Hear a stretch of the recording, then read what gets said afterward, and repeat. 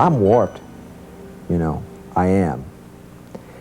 You don't do this sort of thing if you're all right. There wasn't anything in my childhood except I did kill a few people, but they never found the bodies, so I think I'm all right. When I was a kid, 12, 13, 14, and just starting out on this, a lot of what I wrote took place in space. It took place in Texas. It took place anywhere but where I was, because where I was boring. And in my imagination, every time I wrote a story, I was running away from home, which is probably why I never did run away from home.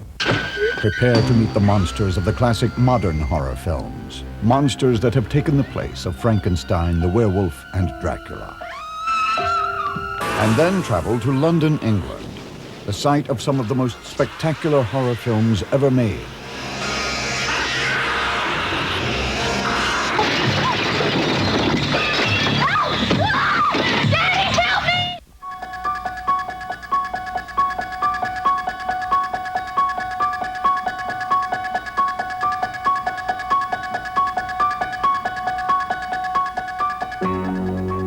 The monsters of horror. They jump from the screen and scare you. And when you dare to go to sleep, they haunt you in your dreams. Prepare yourself, for you are about to meet the monsters of the classic modern horror films. Monsters that have taken the place of Frankenstein, the werewolf, and Dracula. Director John Carpenter changed the face of modern horror by creating the original Halloween movie, which remains one of the most influential horror films ever made. Carpenter's monster is named Michael Myers.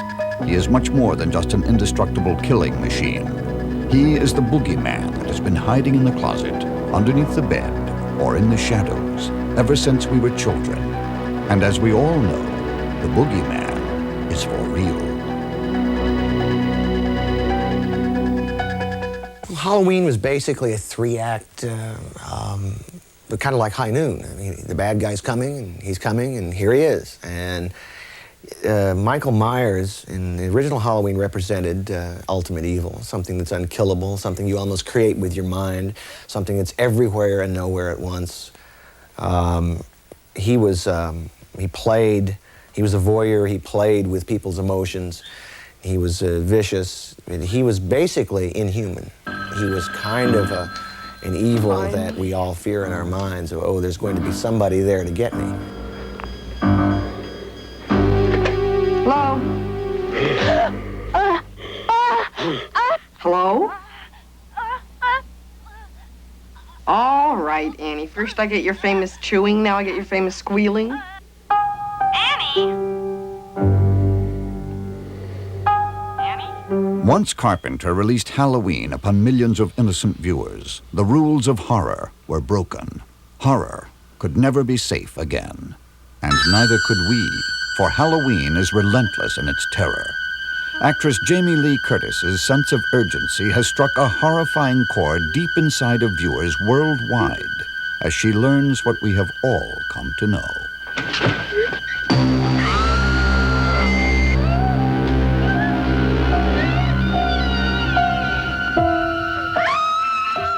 The shape will never die.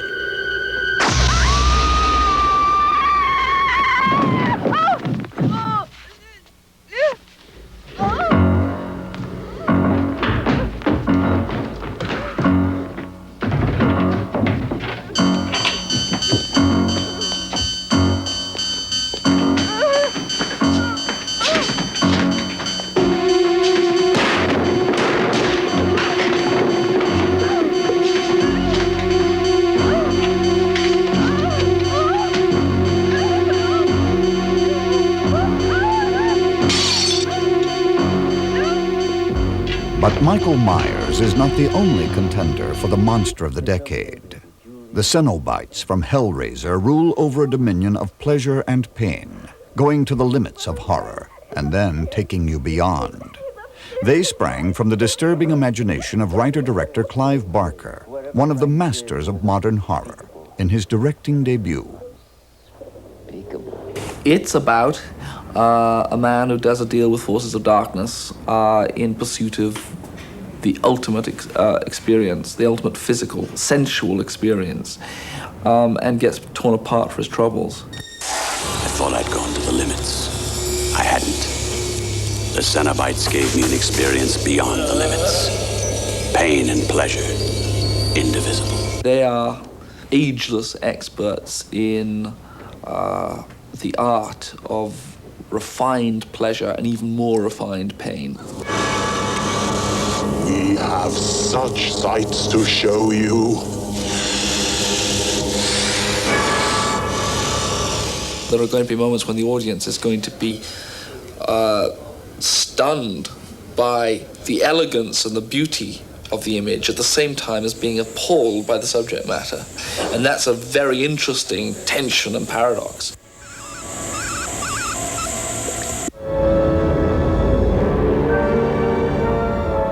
Hellraiser and Hellbound are two of the most unusual horror movies ever made, introducing audiences to a whole new mythology of the grotesque.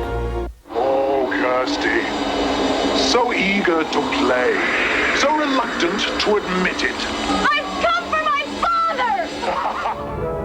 The Cenobites are nightmarish creatures in pursuit of the film's anti-hero, Frank Cotton. They travel from the depths of hell and into the real world, where they find his niece, Kirsty, who wants only to find her father, but instead finds herself headed into hell.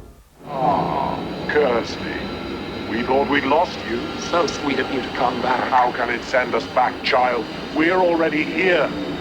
And so are you. Don't be naughty, Kirsty, or I'll have to punish you first. Huh? Perhaps you'd like that.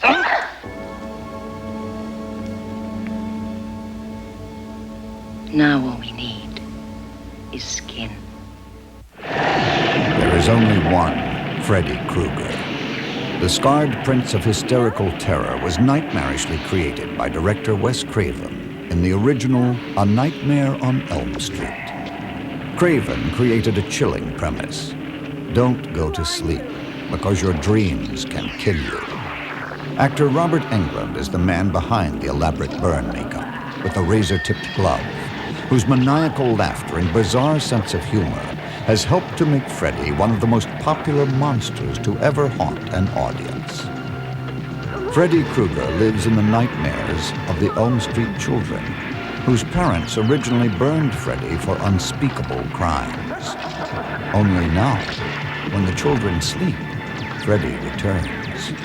If not to the real world, then at least to their dreams, where Freddy continues to attempt a nightmarish punishment for the children of the parents who burned him alive.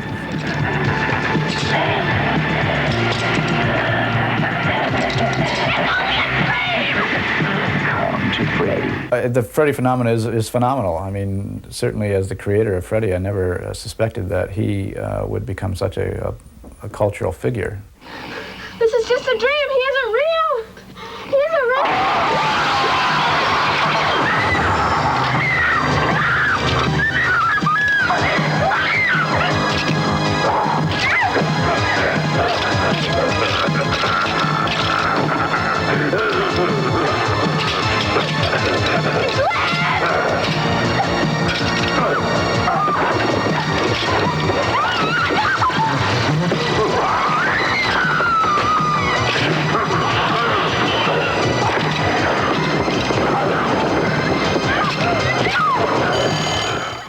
You know, I always see horror films as in a sense, being sort of boot camps for the psyche for young kids, in a way to process something very frightening into something that's manageable.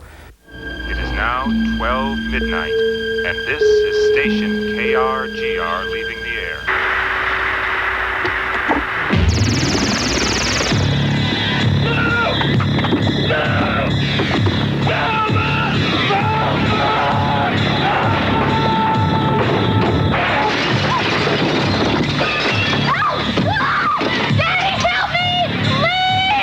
Maybe I better go tell the lieutenant.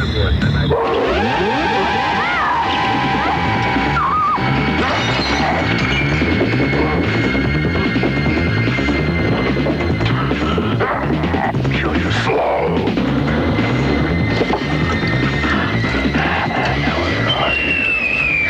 Hey,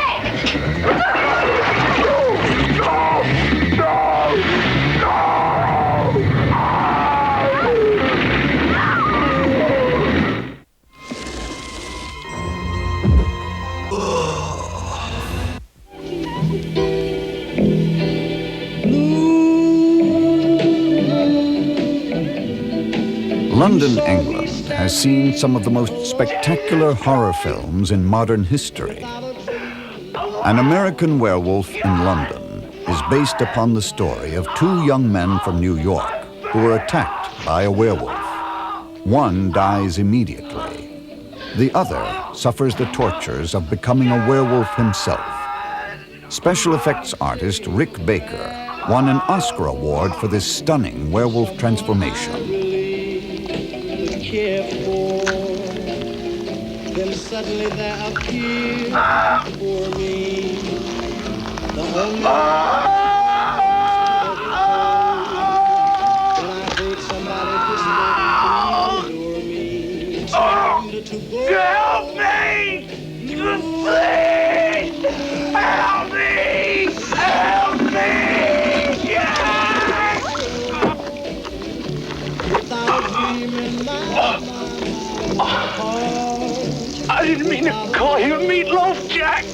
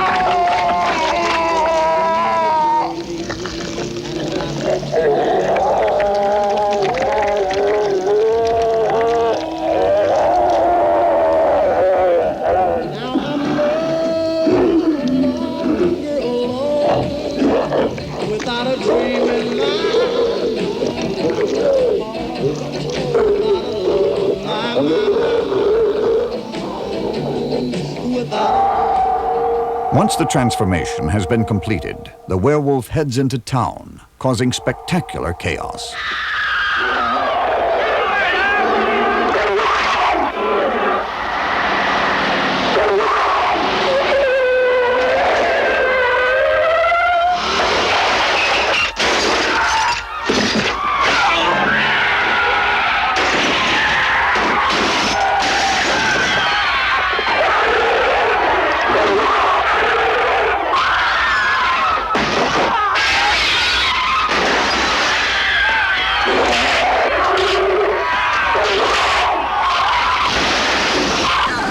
In the movie Life Force, directed by Texas Chainsaw creator Tobe Hooper, space vampires leap from the tail of Halley's Comet, only to arrive in London.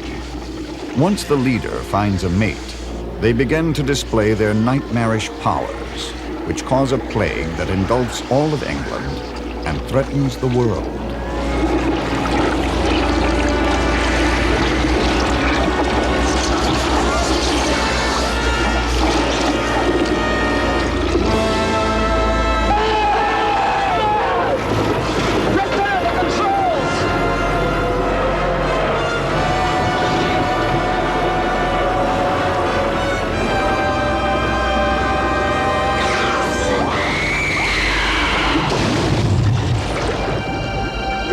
Her body's in London.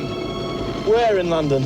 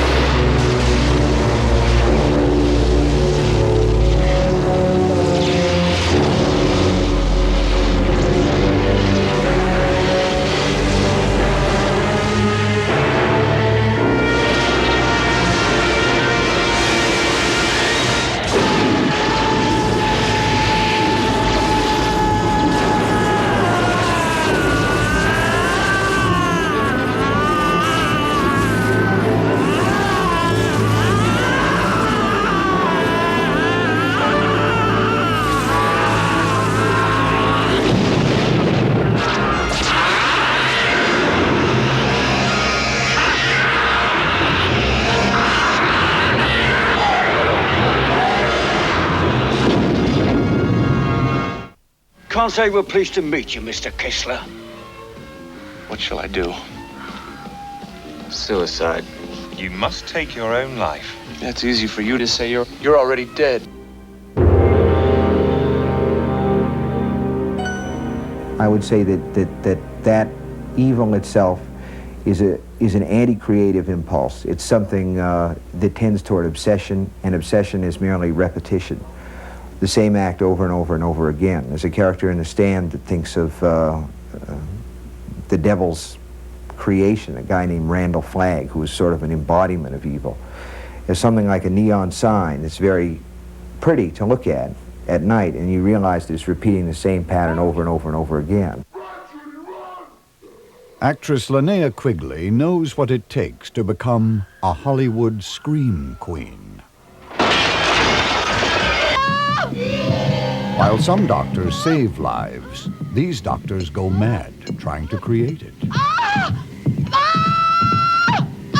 Bab, how about a cocktail?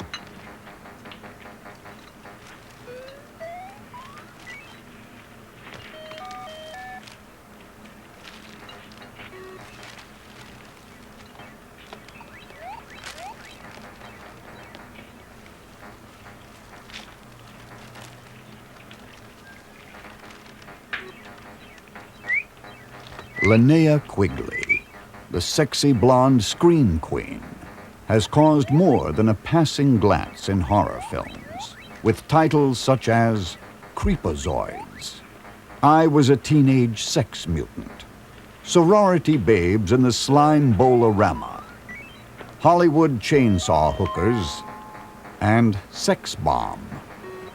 In Night of the Demons, Linnea stars as an innocent teenager whose body is taken over by a violent demon. You think you got enough stuff? Come on, we don't want to be late to our own party. Come on, your face looks fine. I've never seen anybody spend more time in a mirror. Relax. I just want to look good for the boys. You did remember to invite some cute boys to the party, I hope. Of course I did. Well, Return of the Living Dead, you know, I had to dance on top of a tombstone nude and then, you know, get eaten by the zombies. I was pretty crazy, and then come back to life and eat some other people. In Silent Night, Deadly Night, I had to fight with Santa Claus and then be impaled on antlers. In Hollywood Chainsaw Hookers, I got to take some revenge and took chainsaws into Gunnar Hansen and Michelle and chopped them up good. And in Witch Trap, I got the shower head through my throat. I don't believe this.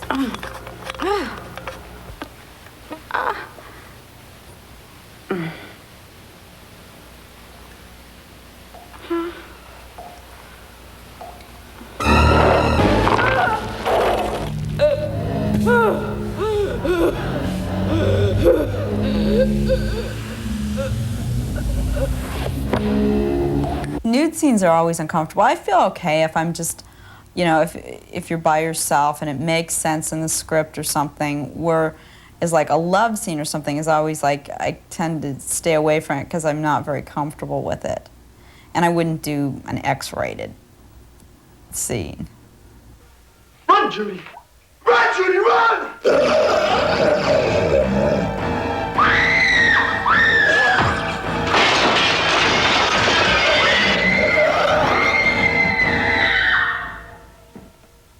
Run, Judy, run. See Judy run.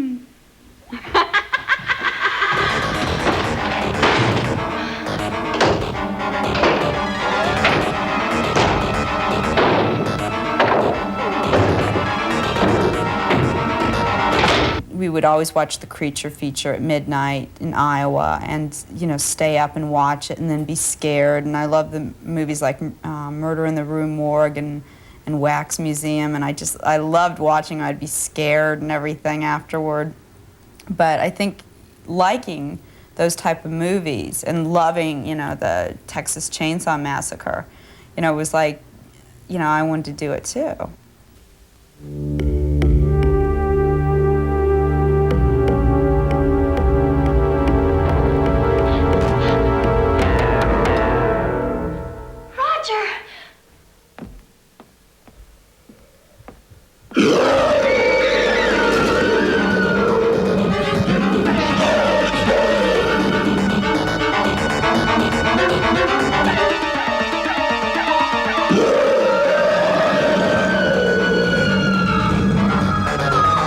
I've done a lot of silly love scenes, but the ones where you're really like in body heat or something, that would be kind of frightening.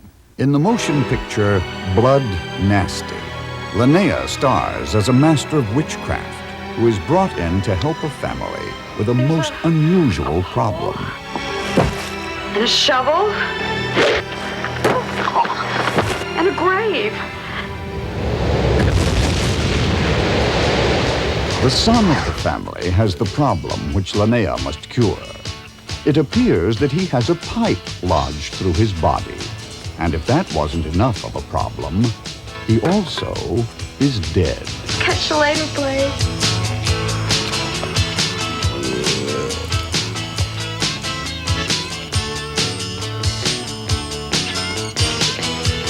Roy?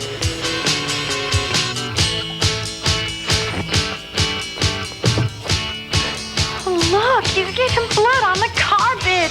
It's all my fault.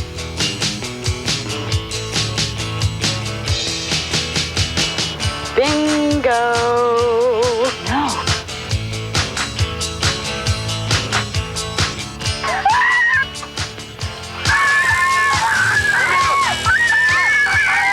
Who did that? You did, buttface. It didn't kill her. No, not over there. That's where I'm gonna put the pool. Take me now, right here. There's something wrong with him. Something evil. Spare me the mumbo jumbo, will you please? We are gathered here in the near darkness, and so on, and so on, and such.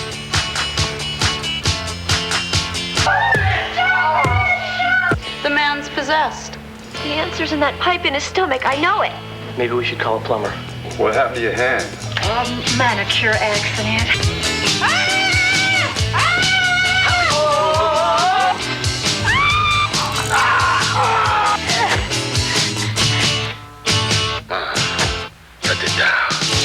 You know, when you get scared and there's nowhere left to turn, I think you scream probably to release that horrible energy that's in you that can't stay in you any longer, so it just goes out. Probably, you know, one that is like, you know, pure horror would go like this. That's a pure horror scream. There's other ones where, you know, you're just like if your boyfriend got his head cut off and you just walk in, you'd probably be like this.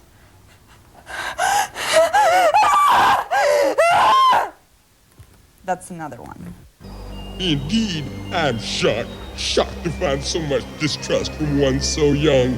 Don't matter to me. Linnea has worked with director David Duchovny on several films and is now beginning to produce some of his films herself. Seen here in Sorority Babes in the Slime Bowl-orama, Linnea plays Spider, a tough, no-nonsense burglar caught in a bowling alley with a group of sorority pledges. I gotta get my hair. Gee, I'm gonna go out and buy a Porsche. I gotta get 2 or 3 Porsches. This is great. Do you see this? Nothing to it. Uh-oh. Where's Miss Lumpy Face? Maybe you better give me that lighter back. I can handle it, see? There. Come to play? Bet you don't have much fun as Lisa did. Calvin, the bottle. I'll get it.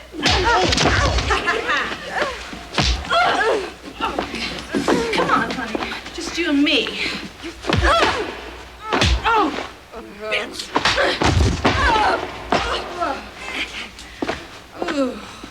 I'm starting to... Come on, honey.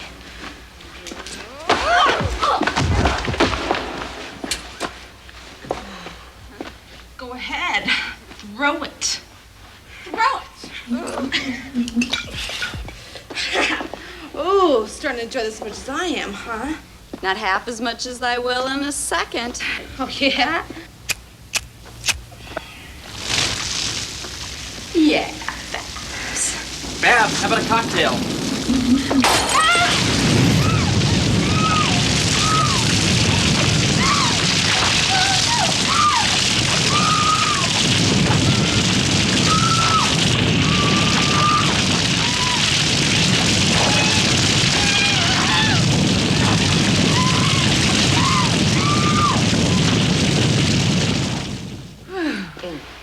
Nice catch, nice throw.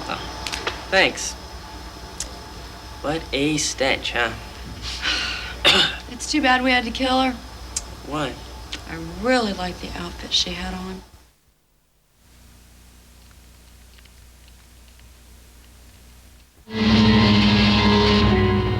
Soon after Dr. Frankenstein found the secret to creating life, other doctors began attempting to duplicate his feat.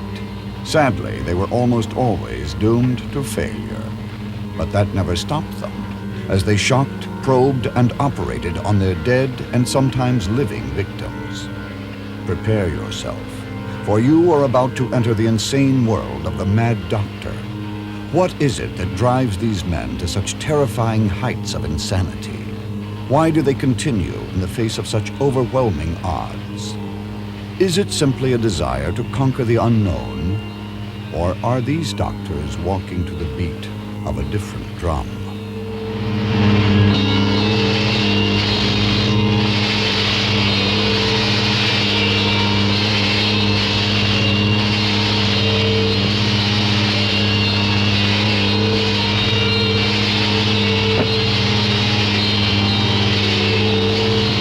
In the twisted, low-budget story of Dr. Gore, a mad doctor dismembers a number of young women in an attempt to bring his dead wife back to life as the perfect woman.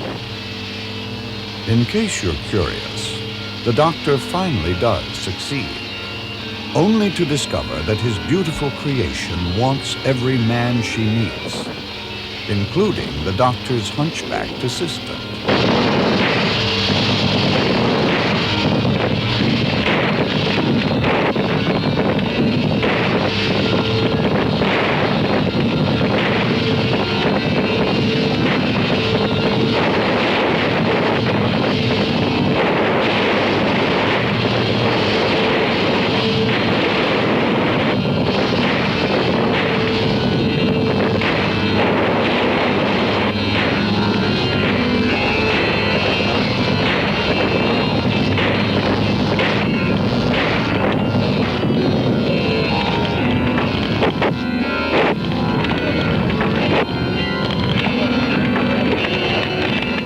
Blood extracted will later be re-administered at the end of the operation.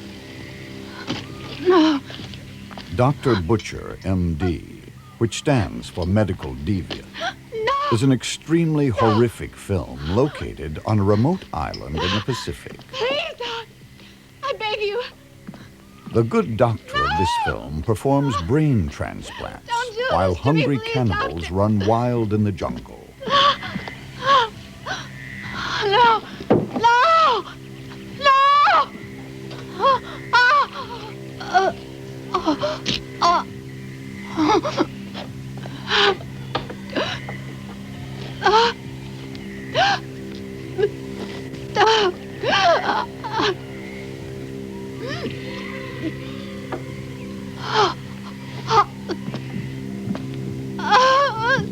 Stop, please!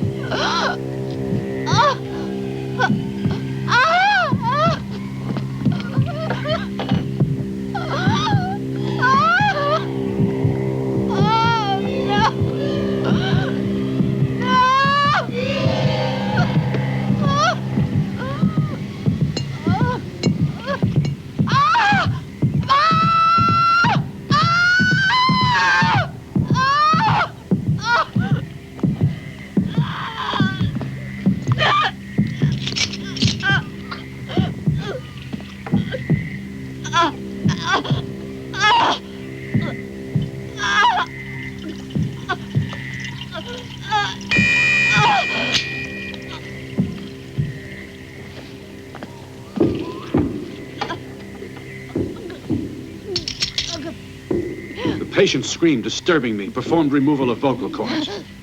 I will now administer a second injection to maintain patient's consciousness.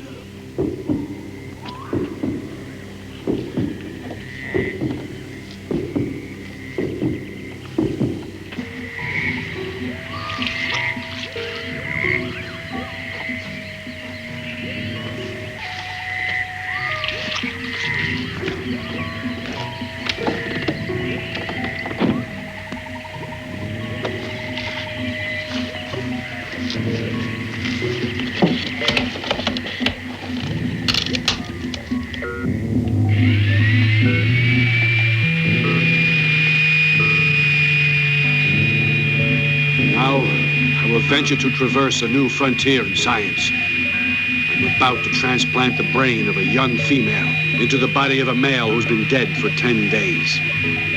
And as for you, I guarantee that you also shall live like the other beings I have already created.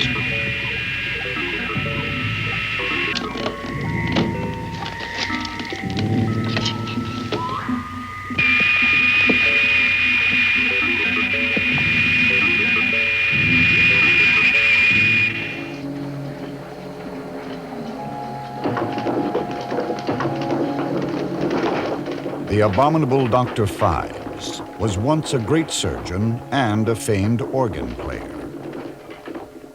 But after a terrible car accident, his wife died on an operating table. Fives survived and reconstructed what remained of his face. He then set out using diabolical means to murder the entire team of surgeons who had failed his wife in her hour of need.